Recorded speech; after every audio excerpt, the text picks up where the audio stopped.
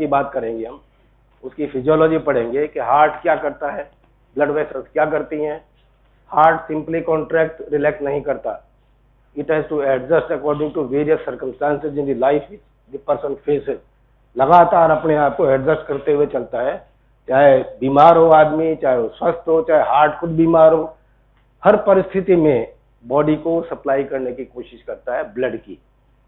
ठीक है, उसका पर्पस हम देखेंगे अभी, मगर डायग्राम मैंने सबसे पहले लगाया फोकस के लिए। क्या दिख रहा है इसके अंदर?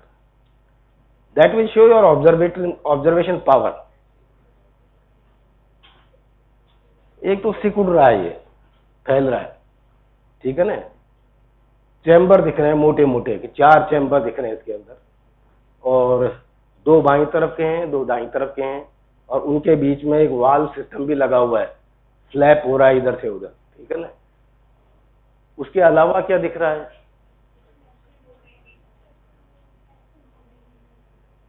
एक नोड दिख रही है, वहां से इलेक्ट्रिकल इंपल्स स्प्रेड हो रहा है, ठीक है ना। और वो स्प्रेड भी सीक्वेंस में हो रहा है, ऐसा नहीं कि एक साथ शुरू हुआ सारे हार्ट में फैल गया, नहीं। पहले वो ऊपर वाले चैम्बर्स में फैलता है, थोड़ी देर रुकता है, फिर नीचे वाले चैम्बर्स में आता है। उसका फायदा क्या है? पहले ऊपर वाले चैम्बर में इलेक्ट्रिकल एक्टिविटी शुरू होती है, और वो it convert into the contractile activity. समझ रहे हो कॉन्ट्रैक्टाइल एक्टिविटी? तो पहले इलेक्ट्रिकल एक्टिविटी होगी, फिर कॉन्ट्रैक्शन होगा। ये ऊपर हुआ, फिर इंपल्स नीचे आएगा, वहां स्प्रेड होगा, फिर वो कॉन्ट्रैक्शन होगा। इसका फायदा क्या है? This is sequential activation of the different parts of the heart. The advantage is कि अगर ऊपर के चैम्बर और नीचे के चैम्बर एक साथ कॉन्ट्रैक्ट करेंगे तो केओस क्रिएट हो जाएगा, जो जिस पर्पज के लिए कॉन्ट्रैक्शन हो रहा है हो ही नहीं पाएगा। So there is a sequential activation of the different portions of the heart. उसका क्या पर्पज है, वो क्यों हो रहा है, कैसे हो रहा है, कितना डिले होता है, कहां पे होता है, वो हम आगे बात करेंगे सबकी डिटेल के अंदर। और नीचे क्या चल रहा है? इलेक्ट्रिकल एक्टिविटी दिखाई जा रही है, but this electrical activity which is recorded in the lower graph is not the same electrical activity which is getting generated in the upper graph.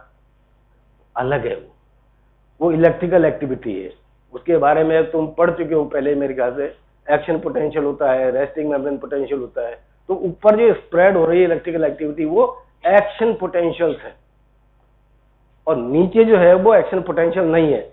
That is representation of the action potential summated in different parts of the heart, represented and recorded by the machine in the form of the electrocardiogram. ठीक है, ये अलग अलग चीजें हैं। तो आगे बढ़ते हैं। So cardiovascular system consists of 2 basic components. One is the heart, another is the blood vessels. Both are not static components, they are dynamic. It means the heart changes its activity continuously. It can mold according to the circumstances.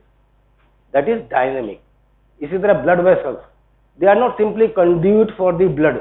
Blood के लिए सिर्फ रास्ता नहीं है, वो pipe नहीं है, एक पर्टिकुलर डायमीटर के पाइप नहीं है, उनका व्यवहार बदलता रहता है। They can change their diameter.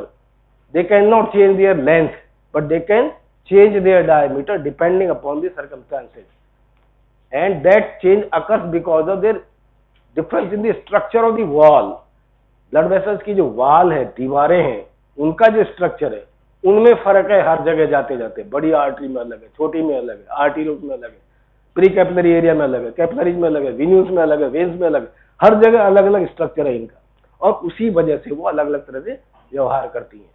So they are also dynamic tubes, they are not static tubes. So system is fully dynamic and adjust according to the circumstances. तो कार्डियोवैस्कुलर सिस्टम करता क्या है? Basically supply of the nutrients, ये सबसे ज्यादा जरूरी है। Pump का काम यही है, वेस्ट प्रोडक्ट्स को सही जगह पे पहुंचाना जिससे कि वो बाहर निकल सके, स्पेशली किडनी में, स्किन के ऊपर। हार्मोन्स का सर्कुलेशन करता है, because every cell of the body can not be supplied by the nerve fibres, so there is a parallel control of the cellular system in the body, and that occurs by the chemical means, and chemical means are the hormones. तो hormone को हर जगह पहुंचाना जहां पे वो act कर सके, ये सीबीएस का काम है। और गैसेस का ट्रांसपोर्ट करना लंग से टिश्यूज तक, टिश्यू से लंग तक ये लाना जो काम है वो ब्लड वेसल्स का, हार्ट का काम है। Then it also maintains appropriate environment in the various tissues.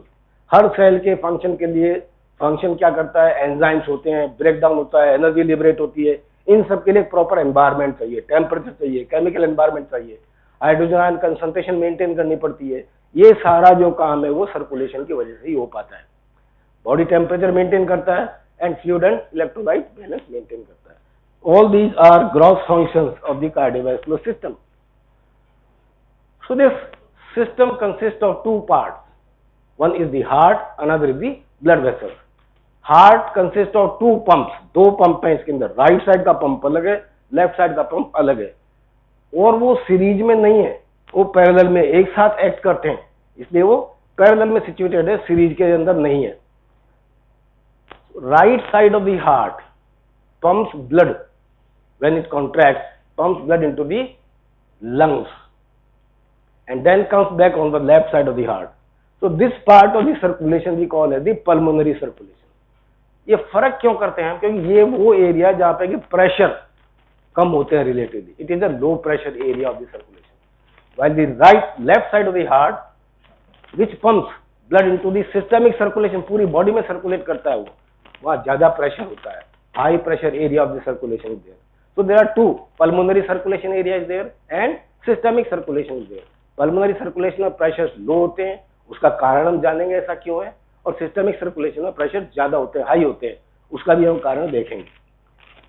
And to maintain unidirectional flow of the blood, heart is provided by the valves at certain points.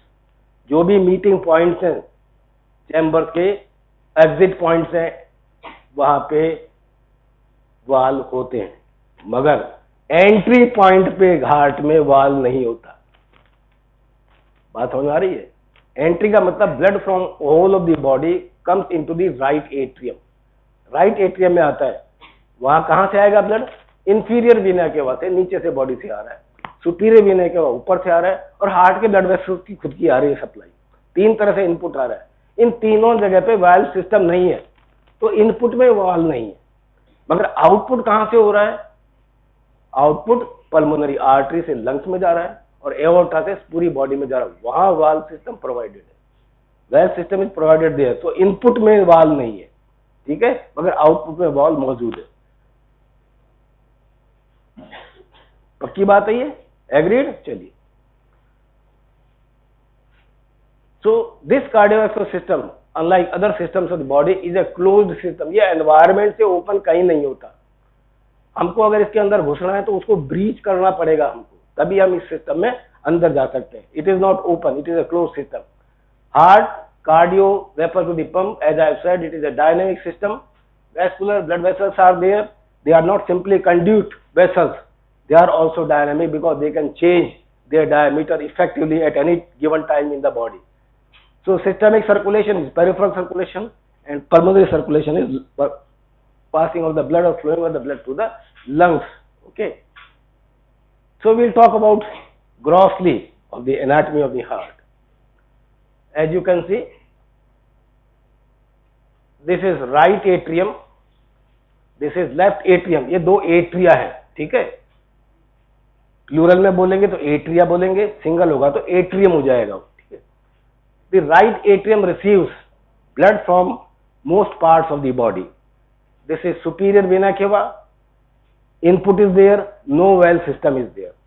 This is inferior vena cava, again coming to the right atrium, no valve system is there. इसका मतलब एक और जो आगे function में पता लगेगा हमें, तो if there is a rise in the pressure in the right atrium, किसी वजह से यहां अगर दबाव बढ़ता है, then that pressure will be reflected as rise in the pressure in the inferior vena cava and partly into the superior vena cava also. यहाँ पे कम रिफ्लेक्ट करेगा, यहाँ पे ज्यादा रिफ्लेक्ट करेगा, क्योंकि ये ग्रेविटी की तरफ जा रहा है, इंफीरियर वेना केवा नीचे जा रहा है, इसलिए रिफ्लेक्ट प्रेशर ज्यादा करेगा। तो यहाँ पे वेल सिस्टम नहीं है। तो right atrium receives blood from the superior vena केवा and inferior vena cava, and heart itself gives its venous drainage into the right atrium by the coronary sinus. वो ब्लड वेसल हमको coronary sinus कहते हैं। Anatomy में पढ़ा दिया क्या CBS? Anatomy में हार्ट पढ़ा दिया क्या? नहीं पढ़ा, कोई बात। So that is right atrium. Left atrium on the other hand receives blood from the pulmonary arteries. ये वेन नहीं, वहां आर्टरीज कहते हैं उसको। ठीक है, am I correct? Pulmonary veins are there, pulmonary artery कहां से आती है? राइट वेंट्रिकल से आएगी। So there are 4 pulmonary veins, again no valve system is there, वहां भी कोई वाल्व सिस्टम नहीं होता। इसलिए अगर लेफ्ट एट्रियम में प्रेशर बढ़ता है तो पल्मोनरी सिस्टम में पूरा प्रेशर बढ़ा देगा आपका, और बहुत सारी बीमारियां हो सकती है उससे। So right and left atrium are there and they are carrying the blood. Left atrium में ब्लड कहां से आ रहा है? लंग से आ रहा है। राइट एट्रियम में पूरी बॉडी से आ रहा है। Then this is the ventricle, these are the two ventricle chambers, right ventricle and left ventricle। ये थोड़ा डायग्राम एनाटॉमिकली गलत है। क्या गलती है इसमें? इस डायग्राम में क्या गलती है? बड़ा नहीं होता, वॉल थिकनेस ज्यादा होती है। लेफ्ट वेंट्रिकल की वॉल थिकनेस 3 गुना ज्यादा होती है करीब करीब राइट वेंट्रिकल से। क्यों? क्योंकि राइट वेंट्रिकल ब्लड पंप करता है पल्मोनरी सिस्टम के अंदर, जहाँ पे कि प्रेशर कम है। तो कम दबाव के सामने अगर आपको पुश करना है कोई चीज तो ज्यादा प्रेशर की जरूरत नहीं होती, ज्यादा फोर्स की जरूरत नहीं पड़ेगी, तो ज्यादा मसल्स की भी जरूरत नहीं पड़ेगी। जबकि लेफ्ट साइड वेंट्रिकल जो है वो सिस्टमिक सर्कुलेशन में ब्लड पंप करता है, वहां प्रेशर बहुत ज्यादा होता है, तो आपको टेंशन और प्रेशर ज्यादा जनरेट करने पड़ेंगे, तो ज्यादा मसल फाइबर चाहिए आपको, तो मसल थिक होती है वहां पे। तो right ventricle is there and left ventricle is there. ये लेफ्ट वेंट्रिकल है, राइट वेंट्रिकल है। Between the left right atrium and right ventricle there is a valve system. This valve is called as tricuspid valve कहते हैं इसे। और वो नीचे की तरफ ही ओपन होता है, वो ऊपर की तरफ ओपन नहीं हो सकता, to maintain the unidirectional flow of the blood. Similarly on the right left side we have the left atrium and left ventricle, again a valve system is there which is known as mitral valve और mitral valve, जो भी अंग्रेजी बोलना चाहो बोल लो, कोई फर्क नहीं पड़ता। मैं इसको mitral valve बोलता हूँ। बाइकस्पिड, इसके 2 फ्लैप्स हैं इसलिए इसको बाइकस्पिड कहते हैं, इसके 3 फ्लैप हैं इसलिए इसको ट्राइकस्पिड वाल्व कहते हैं। अब मान लीजिए ये दोनों वेंट्रिकल कॉन्ट्रैक्ट कर रहे हैं, इधर भी प्रेशर बढ़ेगा, इधर भी प्रेशर बढ़ेगा, इधर ज्यादा बढ़ेगा, इधर कम बढ़ेगा, कोई बात नहीं मगर बढ़ेगा। तो जब यहां प्रेशर बढ़ेगा, वाल्व सिस्टम है, वाल्व बंद हो गए, मगर जब प्रेशर बढ़ेगा तो वाल्व, जैसा बहुत तेज हवा चल रही है तो छाता उल्टा हो जाता है ना, वो उल्टा होने का खतरा है यहाँ पे। जो ही प्रेशर बढ़ेगा वाल्व ऊपर की तरफ खुल सकता है, उसको रोकने के लिए दोनों चैम्बर्स के अंदर देखिए मसल्स बनी हुई है। These muscles are known as papillary muscles and they are attached to the corners edges of the valve. Valve के एजेस पे चिपकी हुई होती हैं फाइब्रस टिश्यू से, विच इज नोन एज कॉर्डी टेंडिनी। कॉर्डी टेंडिनी कहते हैं उसे। तो जब ये कॉन्ट्रैक्ट करते हैं वेंट्रिकल्स की मसल्स, उसी दौरान ये पेपिलरी मसल्स भी कॉन्ट्रैक्ट करती हैं, ये भी साथ में कॉन्ट्रैक्ट करते हैं। जब ये वाल्व बंद होता है तो इसको इवर्ट होने से रोकती है। ये papillary muscle prevents the eversion of the valve during the ventricular systole और वेंट्रिकुलर कॉन्ट्रैक्शन। ये पेपिलरी मसल्स का मेजर फंक्शन है। क्योंकि अगर पेपिलरी मसल्स काम करना बंद कर दे, काम करना कम कर दे, जो हो सकता है कि इस एरिया में मान लो ब्लड सप्लाई कॉम्प्रोमाइज होगी किसी वजह से, तो वाल्व जो इनएफिशिएंट हो जाएगा, पूरा बंद नहीं होगा और ब्लड वापस एट्रियम में जाना शुरू हो सकता है। Valvular defects are created, creating heart condition और heart disease. So that is about the ventricles. ये वाल्व सिस्टम का डायग्राम है। Bicuspid valve is there, tricuspid valve is there.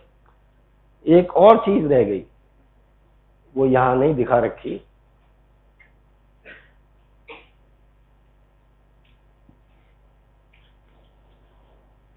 The right ventricle, as I have said, pumps blood into the pulmonary circulation.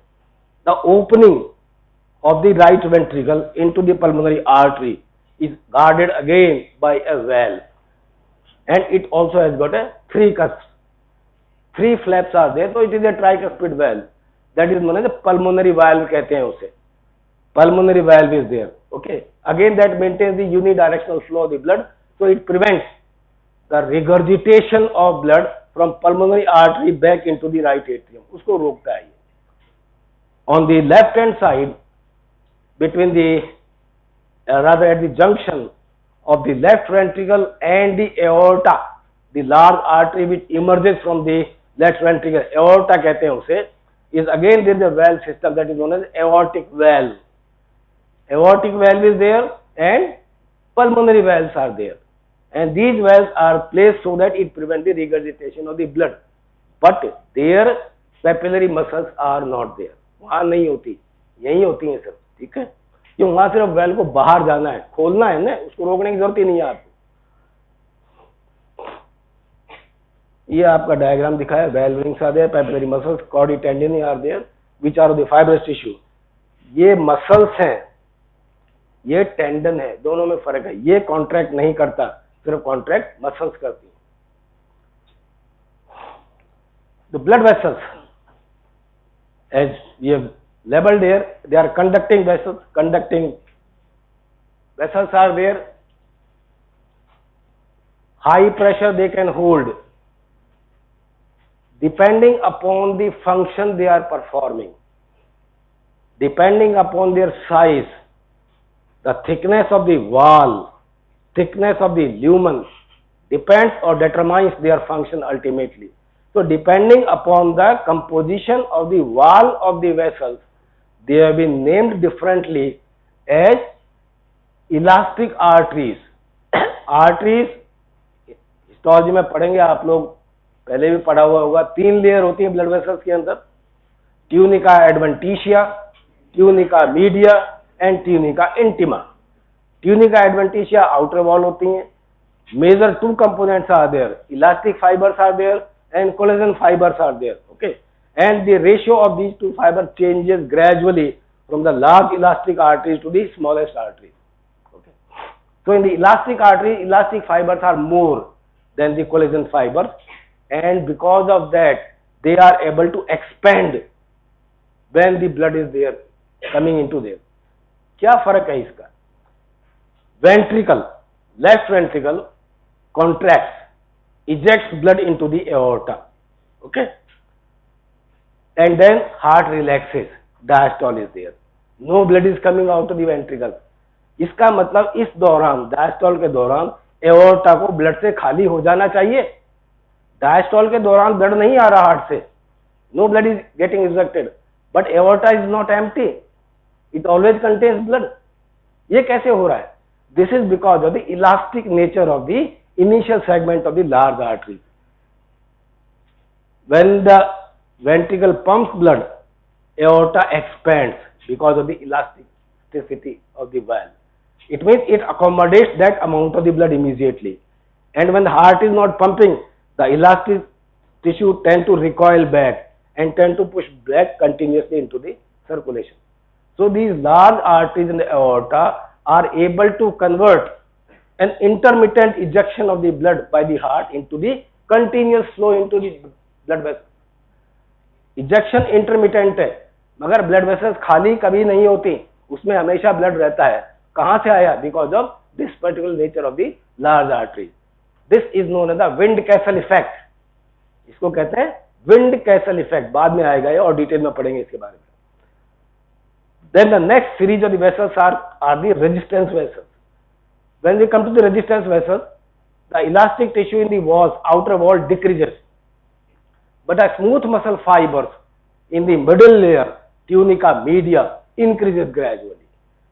And as the muscle fibers increases, muscle fibers can contract actively because of the neural inputs or the chemical input. वो अपना contraction का state बदल सकती हैं। इसका मतलब अगर muscle contract करती है तो ल्यूमन को छोटा बड़ा कर सकती है। मसल कॉन्ट्रैक्ट करेगी तो ल्यूमन को छोटा कर देंगी, रिलैक्स करेगी तो ल्यूमन को बड़ा कर देंगी। Luminal diameter can change under the effect of the smooth muscle contraction of the muscles of tunica media in the arteries.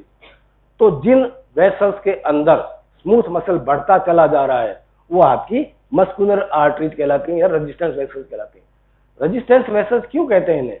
Because when the lumen gets narrowed because of the contraction of the muscles, then greater force is required to force the blood through those narrowed vessels. अगर blood vessel narrow हो गई, pipe छोटा हो गया, तो ऊपर से ज्यादा प्रेशर लगाना पड़ेगा आपको आगे ब्लड भेजने के लिए। That's why they are known as resistance vessel. वो रेजिस्टेंस ऑफर कर रही है और इस रेजिस्टेंस को वेरी किया जा सकता है डिपेंडिंग अपॉन के टिश्यू को कितना ब्लड चाहिए। कम चाहिए तो कॉन्ट्रैक्ट कर देंगे, ज्यादा चाहिए तो रिलैक्स कर देंगे। इसका रिलेशनशिप है, आगे बात करेंगे। So the most important vessels in the resistance category are the arterioles. Arterioles are the blood vessels with very less diameter, total diameter कम होता है इनका, 300 माइक्रोन के आसपास होता है करीब करीब, और ज्यादातर इनमें मसल होती है ट्यूनिका मीडिया के अंदर, ज्यादातर muscle. Tunica adventitia is very small, tunica intima is there, but tunica media is the thickest. The characteristic feature of the arteriole is इसका ल्यूमन बहुत छोटा होता है मगर वॉल थिकनेस बहुत ज्यादा है। इसका मतलब वॉल अगर कॉन्टैक्ट करती है तो ल्यूमन को बहुत ज्यादा वेरी कर सकती है, और जरा सा भी वेरिएशन अगर ल्यूमन में होता है तो ब्लड फ्लो को बहुत ज्यादा अफेक्ट कर सकता है। That's why arterioles are known as resistance vessels of the circulation. सबसे ज्यादा सर्कुलेशन में रेजिस्टेंस कौन ऑफर करता है? आर्टीरियोल्स करते हैं, क्योंकि इनका वॉल थिकनेस ज्यादा है, स्मूथ मसल बहुत ज्यादा है, और इन स्मूथ मसल्स की नर्व सप्लाई भी बहुत रिच है। Sympathetic nervous system richly supplies the smooth muscles of the arteriole, so they can vary their diameter depending upon time to time. So these are the resistance vessels. They are called as the control valves of the peripheral circulation. Periphery में कितना blood flow होना है ये arterioles determine करते हैं. Then there are exchange vessels. Exchange vessels are those where the wall thickness is so less that the substances can pass across it. Precapillary area and capillaries are the portions of the circulation which does not contain adventitia, which does not contain tunica media. Even tunica intima is not fully present. Only endothelium is there. सिर्फ endothelium ही होती है capillaries के अंदर. It is so thin that it can easily allow the passage of the water soluble, lipid soluble substances, ions across the intravascular compartment and extravascular compartment के बीच में barrier है ये आपकी एक्सचेंज वेसल्स है। देन आर्टरीज है, capillaries है, veins है। Veins structure is entirely different in comparison the arteries.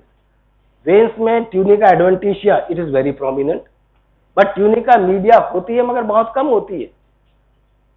Smooth muscles are there but they are not much, so less tunica media is there, and of course tunica intima is present there depending upon the size of the vessel. Now these veins are much more number in the circulation in comparison to the arteries. पहली बात, it means that veins can accommodate large quantities of the blood in comparison to the arterial side. arterial side में अगर 300 millilitre blood आ सकता है तो venous side में 1500 millilitre आ सकता है, so they can hold large quantities of the blood with less change in the pressure. ये important है। अगर आर्टीरियल सिस्टम में जो ब्लड वेसल्स है उसमें आप एक्स्ट्रा 100 मिलीलीटर ब्लड डाल दें तो प्रेशर 100 से 140 चला जाएगा, मगर वेन्स के अंदर अगर 100 सीसी ब्लड डाल दें तो प्रेशर 10 मिलीमीटर या 8 मिलीमीटर से 10 या 12 मिलीमीटर ही पहुंच पाएगा। So veins are known as capacitance vessels. Capacity vessels are there, they can hold large quantities of the blood without much rise in the venous pressure.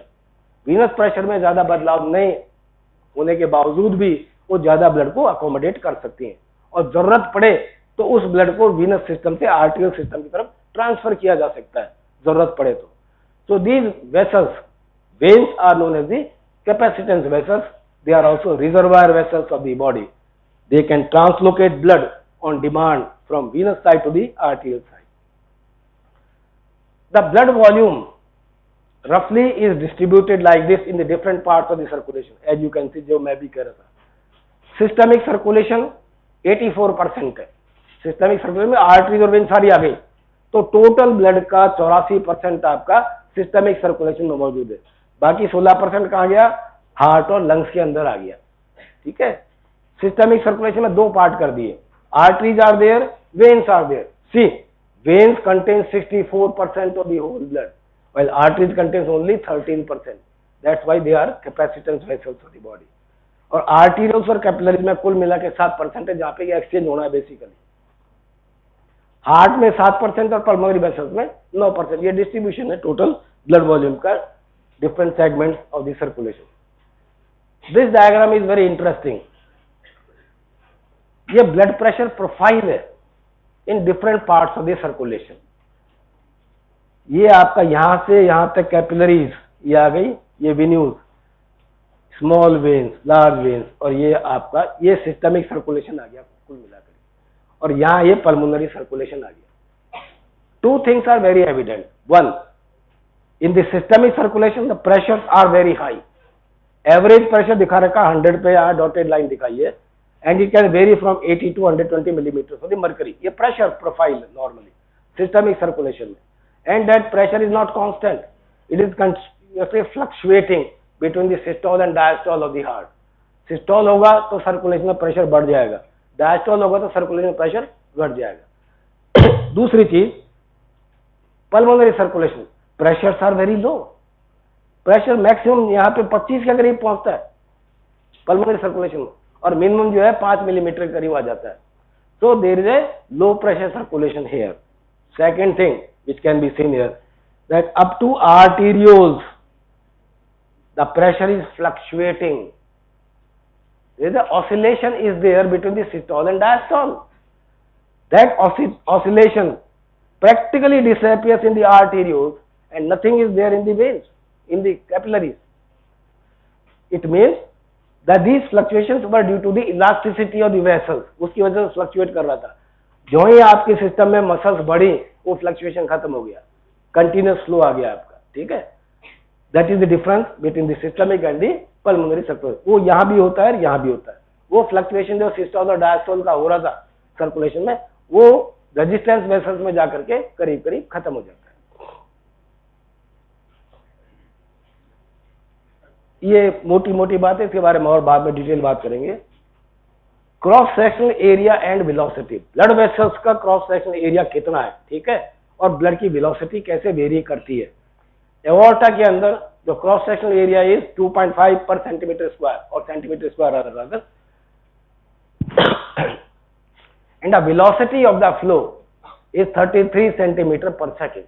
This is the displacement of the fluid. Okay, in the capillaries,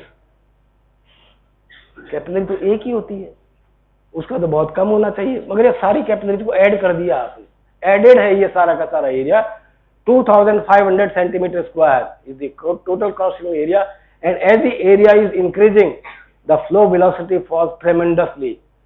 capillaries में flow blood का बहुत धीमा हो जाता है। That is also required physiologically, because it is the place where the exchange has to take place. Aorta में कुछ नहीं हो रहा, ब्लड को आगे भेजना है कुल मिला करके, मगर जो काम सर्कुलेशन का है वो है सब्सटेंसेस और फ्लूइड्स को प्रॉपर जगह पे पहुंचाना, एक्सचेंज करने देना। तो वहां वेलोसिटी कम होने से सफिशिएंट टाइम मिल जाता है फ्लूइड एक्सचेंज के लिए और न्यूट्रिएंट एक्सचेंज के लिए। So flow velocity tremendously falls as the cross sectional area increases. Muscles, atrial muscles are there, ventricular muscles are there. मेरा ही बज रहा है।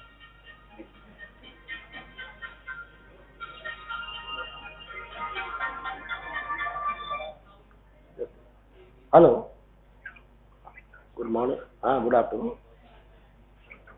हाँ, बोलिए डॉक्टर साहब। Hello,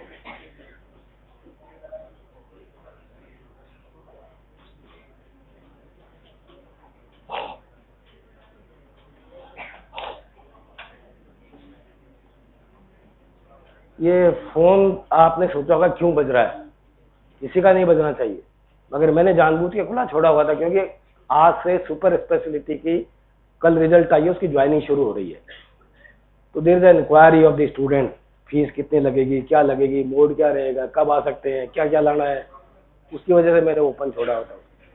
so muscles are there in the atria and, मैं नोडल ऑफिसर इसमें भी हूँ। Atrial muscles are there and ventricular muscles are there. Atrial muscles और वेंट्रिकुलर मसल दोनों आपस में जुड़ी हुई नहीं होती। पहली बात, एट्रियल मसल अलग है, वेंट्रिकुलर मसल अलग है।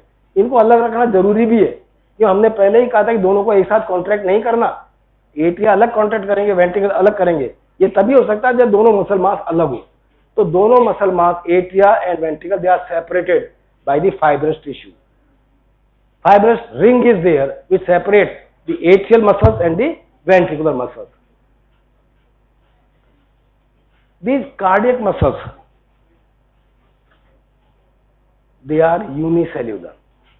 Okay, एक ही न्यूक्लियस होता है इनके, यूनिन्यूक्लियर, एक ही न्यूक्लियस होता है. But if we look under the microscope, the cardiac muscles appear differently than the skeletal muscle and the smooth muscle. इनका स्ट्रक्चर बिल्कुल अलग होता है, पढ़ा दिया होगा आपको. They appear like a syncytium. Syncytium का मतलब ऐसा स्ट्रक्चर जिसमें लगे आपको कि ये एक ब्रांच है, ये ब्रांच हो रही है, रीयूनाइट हो रही है, ब्रांच हो रही है, रीयूनाइट हो रही है. इस तरह का जो लैटिस वर्क लगता है उसको हम सिंसिटियम कहते हैं. So atrial muscles are arranged like a syncytium. They are functional syncytium basically. Actually cardiac muscle branch नहीं होती, मगर लगता है ऐसा कि जैसे ब्रांच हो रही है और यूनाइट हो रही है. So we call it as a functional syncytium, anatomical syncytium नहीं है. So we have got a atrial syncytium, we have got a ventricular syncytium. दोनों अलग अलग है और दोनों अलग अलग कॉन्ट्रैक्ट करते हैं. ठीक है.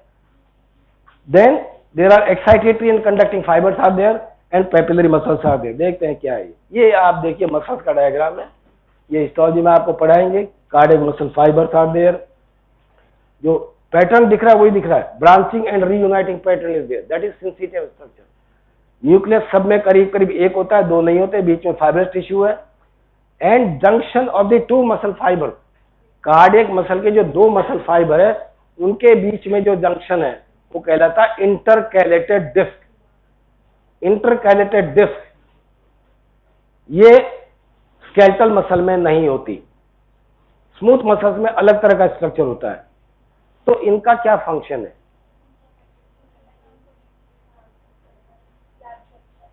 यहां पे गैप जंक्शंस होते हैं.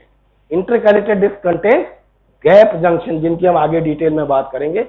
These gap junctions are sites of low electrical resistance which allows the free passage of the ions responsible for spreading of the electrical activity, that is action potential. Same thing. और ज्यादा बड़ा दिख रहा है. Intercalated disc दिख रही है आपको, न्यूक्लियस दिख रहा है और ब्रांचिंग एंड रीयूनाइटिंग पैटर्न दिख रहा है. And I think to differentiate it from the skeletal muscle and the smooth muscle, these muscle fibers are striated and involuntary. Skeletal muscles are striated and voluntary. Smooth muscles are non-striated and involuntary, while these muscles are striated and involuntary muscles are there. ये ज्यादा diagrammatic structure है. So we have got atrial syncytium and ventricular syncytium. Intercalated discs are there. At the disc we have got the gap junction, sites of low electrical resistance. इनकी detail में भी थोड़ा देखेंगे. Then there are T tubules. T tubules skeletal muscle में भी होते हैं, यहां भी होते हैं. These are the structures which allows the passage of action potential from the sarcolemma into the interior of the cell. वो T tubule होते हैं. But these T tubules are different than that of the skeletal muscle. दो तरह का फर्क है. पहली बात, in the cardiac muscle the T tubules are situated at the Z line. ये Z line पे होते हैं, जबकि स्केलेटल मसल में ए आई जंक्शन पे होते हैं. ए बैंड, आई बैंड पढ़ा होगा ना.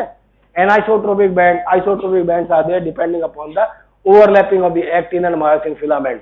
Actin are connected at the Z line, myosin in between होते हैं. दोनों की ओवरलैपिंग जहां होती है बीच में वो आपका ए बैंड है और बाकी साइड में आई बैंड है. ठीक है. तो ए आई जंक्शन जो होता है स्केलेटल मसल में, वहां पे टी ट्यूब्यूल होता है. कार्डियक मसल में कहां होगा? ये जेड लाइन पे होगा, जंक्शन पे नहीं होगा. ये तो पहला difference. The second difference is the T tubules are wider. ये चौड़े होते हैं. They are wider in the cardiac muscle than in comparison to the skeletal muscle. It means it allows more flow of the fluid and ions into the interior of the cardiac muscle. Third difference is about the dyad. ये आपका died आ रहा है. Skeletal muscle में triad होता है. T tubule बीच में चल रहा है, इधर से सार्कोप्लाज्मिक रेटिकुलम आ रहा है, इधर से सार्कोप्लाज्मिक रेटिकुलम आ रहा है. उसका सिस्टर्न बन रहा है. सिस्टर्न का मतलब डायलेटेड एरिया, उसको हम सिस्टर्न कहते हैं. तो इधर से सिस्टर्न आया सार्कोप्लाज्मिक रेटिकुलम का, इधर से सिस्टर्न आया सार्कोप्लाज्मिक रेटिकुलम का, और ये बीच में टी ट्यूब्यूल है. तो अगर क्रॉस सेक्शन में देखें तो तीन डायलेटेड स्पेस आ गई. बीच में टी ट्यूब्यूल, इधर सिस्टर्न और इधर सिस्टर्न. ये स्केलेटल मसल में होता है. ट्रायड कहते हैं उसे हम. ठीक है. कार्डियक मसल में ट्रायड नहीं होता, यहां सिर्फ डायड ही होता है. एक तरफ आपको दिखेगा सिर्फ ये वाला, देखिए यहां दिखाया this is cisternae of the sarcoplasmic reticulum, this is cisternae of the sarcoplasmic reticulum. यहाँ इस तरफ से नहीं आ रहा, तो ट्रायड नहीं बन रहा, यहाँ सिर्फ डायड बन रहा है, ठीक है। तो that is another difference between skeletal and the cardiac muscle. Of course you can see the location, T tubule is located at the Z line, in the skeletal muscle it is located at the AI junction, यहाँ पे located होता है, यहाँ की बजाय। And of course the longitudinal sarcoplasmic reticulum is there as in case of the skeletal muscle। ये gross था, इसकी डिटेल और बाकी आपको एनाटॉमी में हिस्टोलॉजी में पढ़ाएंगे। नर्व सप्लाई हार्ट की, दैट इज वेरी इंपॉर्टेंट। अब एक सवाल उठता है कि हार्ट की नर्व सप्लाई दो तरह से आती है, डिटेल आपको एएनएस में पढ़ा दिया होगा, एएनएस पढ़ा दिया ना, ऑटोनोमिक नर्वस सिस्टम पढ़ा दिया जाना चाहिए अब तक, ठीक है। Sympathetic nervous system, parasympathetic nervous system, दो तरह से आती है हार्ट की सप्लाई। हार्ट की नर्व सप्लाई अगर काट दे दोनों तो क्या होगा, बंद हो जाएगा या नहीं होगा? क्यों नहीं? मायोजेनिक तो स्मूथ मसल्स भी होती है, उसको मायोजेनिक नहीं कहते, ये तो डिफरेंट फिनोमिना, इसका नॉमेनक्लेचर अलग है। There is a phenomena of autorhythmicity, autorhythmicity की प्रॉपर्टी है, different parts of the heart has got property to generate their own impulse. Heart अपनी इंपल्स खुद जनरेट कर सकता है, किसी पे डिपेंडेंट नहीं है, और वो कितनी जनरेट कर सकता है वो हार्ट के अलग अलग हिस्सों में अलग अलग होती है। There is a difference between them. So if you cut the और denervate the heart, what will be the heart rate then?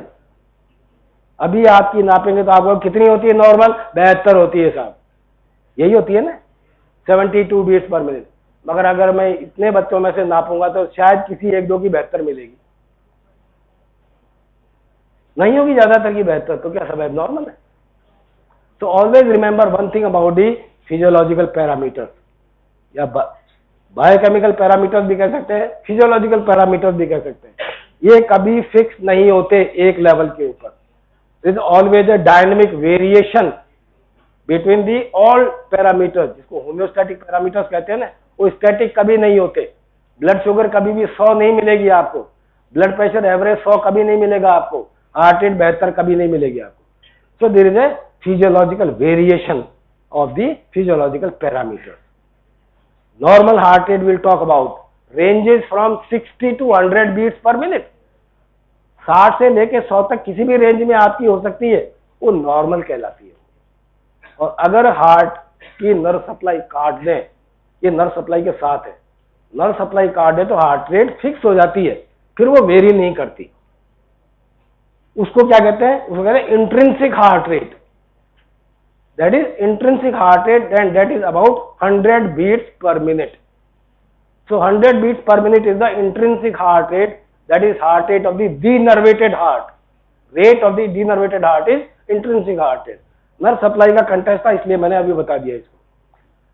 So two types of the nerve supply, that is both divisions of the autonomic nervous system supplies the heart, sympathetic and parasympathetic. Parasympathetic supply comes via the 10th cranial nerve, we call as the vagus nerve. Always remember, parasympathetic nerve to the heart are inhibitory in nature. They inhibit all types of the activities of the heart, while sympathetic are excitatory to the heart. वो सारी activities को बढ़ाते हैं। दूसरी बात, ये ना से पढ़ाया होगा, there is something like tone, tone होती है एक चीज, सिंपैथेटिक टोन होता है, पैरासिम्पैथेटिक टोन होता है। इसका क्या मतलब समझे? What do you understand by autonomic tone? कोई आइडिया? किसे कहते हैं tone? Tone means that if no extra activity is taking place in the body, then both sympathetic and parasympathetic fibers are discharging some number of impulses to their target organs. Heart है, lungs हैं, blood vessels हैं और बाकी tissues हैं, उनमें सब में लगातार सिंपैथेटिक की और पैरासिम्पैथेटिक की एक्टिविटी चलती रहती है, वो टोन कहलाता है। ये टोन है कि नहीं है, इसको कैसे कंफर्म करें? उसको कंफर्म करने का तरीका एनिमल्स के अंदर, हमने एनिमल एक्सपोज किया डॉग के अंदर। अब उसकी अगर आप वेगस नर्व काट दें, हम सिंपैथेटिक को स्टिमुलेट नहीं कर रहे, हम वेगस नर्व को काट रहे हैं, इमीडिएटली क्या होगा, हार्ट रेट बढ़ जाएगी. We have not stimulated sympathetic but heart rate is rising. It means vagus nerve was intrinsically inhibiting the heart. वो वेगल टोन है, उसको हम वेगल टोन कहते हैं. इसी तरह अगर हम सिंपैथेटिक को काट दें तो हार्ट रेट घट जाएगी. We are not stimulating vagus nerve at all but we are getting the effect there. That is the show of the sympathetic tone. तो एक टोनिक एक्टिविटी होती है ऑटोनॉमिक नर्वस सिस्टम की और एक होती है फेजिक एक्टिविटी. ठीक है, टोनिक एक्टिविटी है, फेजिक एक्टिविटी. टोनिक तो लगातार चलती है, फेजिक एक्टिविटी का मतलब है कि जो टोनिक एक्टिविटी चल रही है उसको बढ़ा दिया जाए या घटा दिया जाए तो एक्टिविटी बढ़ जाएगी या घट जाएगी. So that is autonomic nervous system. So vagus nerve mainly supplies the sinoatrial node. यहां सप्लाई आती है वेगस नर्व की. Right vagus mainly supply the SA node and the right atrium. Right vagus nerve mainly supplies the sinoatrial node, mind it. So it will have a major inhibitory effect upon the rate of the heart. समझ में आ रही है बात? Right vagus nerve कहाँ आ रही है? ऐसे node पे आ रही है मेनली. ये राइट वेगस नर्व आ रही है, यहां आ रही है और राइट एट्रियम को सप्लाई कर रही है. तो ऐसे नोड पे सप्लाई इनहिबिट का क्या मतलब निकलेगा? It will tremendously decrease the heart rate. Vagus का अगर इफेक्ट बढ़ता है तो हार्ट रेट को कम कर देगा और साथ में एट्रिया का कॉन्ट्रैक्शन भी घटा देगा. Vagus nerve is inhibitory to the heart. Left vagus on the other hand supplies the AV node mainly. ये इंपल्स जनरेट नहीं करती, इसका काम है इंपल्स को ब्लॉक करना थोड़ा सा. तो अगर लेफ्ट वेगस को स्टिमुलेट करेंगे तो ये आपकी AV नोड को ब्लॉक कर देगी and that will cause inhibition और loss of conduction of action potential from SA node to ventricle. यहां से जो इंपल्स बन के जा रहा था वो यहाँ पे ब्लॉक हो जाएगा, आगे नहीं जा पाएगा, हार्ट बंद हो जाएगा, आदमी मर सकता है. बात समझ आ रही? So right vagus mainly alters the rate of the heart while the left vagus alters the conductivity of the AV node. यहां पे आती है. दूसरी बात, ये जो लेफ्ट वेगस है देखिए थोड़ा सा सप्लाई वेंट्रिकल में भी आ रहा है. लेफ्ट एट्रियम में तो जा ही रहा है मगर लेफ्ट वेंट्रिकल में बहुत कम सप्लाई दिखाई है इसकी. It means parasympathetic nerve are sparsely supplying the ventricular muscles. Ventricles में पैरासिम्पैथेटिक की सप्लाई बहुत कम आती है, एट्रियम में ज्यादा जाती है, ऐसे नोड में आती है, AV नोड में आती है, मगर वेंट्रिकल्स में ज्यादा नहीं है. सिर्फ एक फाइबर दिखाया हमने यहाँ पे. इसका मतलब वेगस नर्व को अगर स्टिमुलेट करें तो वेंट्रिकल के कॉन्ट्रैक्शन पे ज्यादा फर्क नहीं पड़ेगा, कि ज्यादा सप्लाई है ही नहीं, मगर एट्रियम में फर्क पड़ेगा, इंपल्स जनरेशन में फर्क पड़ेगा, इंपल्स कंडक्शन में फर्क पड़ेगा, मगर वेंट्रिकुलर कॉन्ट्रैक्शन में नहीं पड़ेगा. That is about the parasympathetic supply. Sympathetic supply as you know is known as the thoracolumbar outflow कहते हैं उसे. ठीक है ना? ऐसे नोड की कंडक्शन की बात ही नहीं कर रहे हैं. ऐसे नोड तो जनरेट करता है बेटा.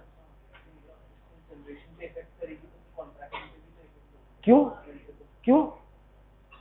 ये अलग तरह का टिश्यू है, ये अलग तरह का टिश्यू है, हम बात करेंगे आगे. नहीं, ऐसे नोड के फाइबर जो है वो इस तरह के फाइबर है कि उनमें कॉन्ट्रैक्टाइल एलिमेंट ज्यादा होता ही नहीं है. They don't contract. हाँ हाँ हाँ. अरे बेटा कंडक्टिंग पाथवे अलग, उसकी बात करेंगे हम, वो अलग है. Conducting pathway separate, contractile elements are separate, don't mix them. ये बहुत बड़ी कार्डियोलॉजी है ये. So sympathetic system we call it as the thoracolumbar outflow. ऐसा क्यों कहते हैं? While sympathetics are known as thoraco-lumbar outflow, parasympathetic को कहते हैं हम craniosacral outflow. Parasympathetic is craniosacral outflow. 12 cranial nerves हैं, उनमें से 4 पैरासिम्पैथेटिक फाइबर लाती हैं और फिर सैक्रल सेगमेंट स्पाइनल कॉर्ड का S2, 3, 4 gives out to the parasympathetic fibre. तो उसको हम क्रेनियोसैक्रल आउटफ्लो कहते हैं. सिंपैथेटिक को कहते हैं थोरैको-लंबर आउटफ्लो. इसका मतलब थोरेसिक और अपर लंबर सेगमेंट जो है T1 से लेके L2 तक जो स्पाइनल कॉर्ड में जो लेटरल हॉर्न होता है उसमें न्यूरॉन प्रेजेंट होते हैं। वो जो न्यूरॉन है वो सिंपैथेटिक के न्यूरॉन है।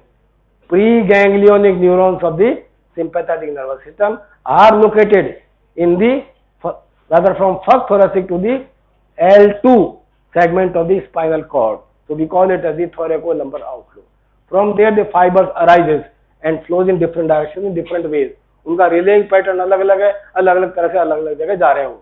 सारा पढ़ लिया होगा, मैं रिपीट नहीं कर रहा उसको। So from first T1 to T5 thoracic segment 1 से लेकर 5 तक का जो सेगमेंट है स्पाइनल कॉर्ड का, जो सिंपैथेटिक न्यूरॉन्स है, वो अल्टीमेटली हार्ट को सप्लाई करते हैं थोरेसिक नर्व्स के द्वारा। कार्डियक प्लेक्सिस बनती है और सारे सेगमेंट को सप्लाई करती है। So sympathetic supplies all parts of the heart, SA node, atria, AV node, and the ventricular muscle fibers. All parts are richly supplied by the sympathetic fibers. So sympathetic effect is widespread over the heart, while the parasympathetic is limited depending upon right vagus nerve or the left vagus nerve. As you can see, the ventricles are richly supplied by the parasympathetic fibers. Okay, atria and ventricle both SA node में भी जा रहे हैं, AV node में भी जा रहे हैं, बाकी सब जगह जा रहे हैं, जबकि पैरासिम्पैथेटिक का ऐसा नहीं है। ब्लड सप्लाई, हार्ट की 2 कॉरोनरी आर्टरीज होती हैं which arises from the initial dilated portion of the aorta. इसको कहते हैं साइनस ऑफ वेल्सल्वा, कहते हैं, एनाटॉमी में पढ़ाएंगे तुमको ये, sinus of Valsalva. Right coronary artery and left coronary artery, और इनकी डिफरेंट ब्रांचेज जाकर के आपको सप्लाई करती हैं। The large arteries of the heart, they are actually end arteries. They do not anastomose with each other. ये एक दूसरे से मिलती नहीं है।